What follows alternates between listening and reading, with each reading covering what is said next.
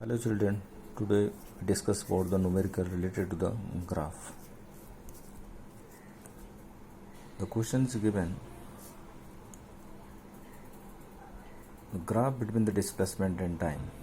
The time in x-axis and we take the displacement in the y-axis. The two graph is given, it is A graph and B graph. Find out the velocity of the given two graph is maximum. So according to the slope, because we know that the slope of the displacement time graph is represent velocity.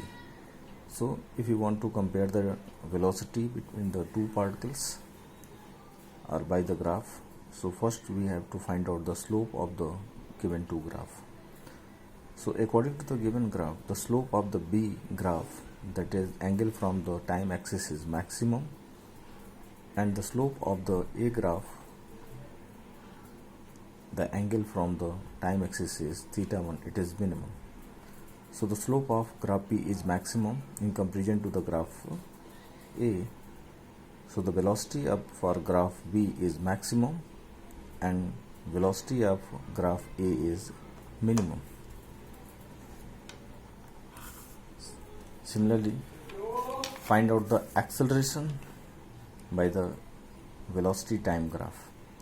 We know that the slope of velocity time graph, slope of Vt, that is velocity time graph, represent the acceleration. So velocity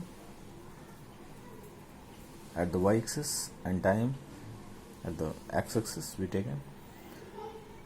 The slope of the graph B, that is the angle from the time axis, is maximum in comparison to the graph A.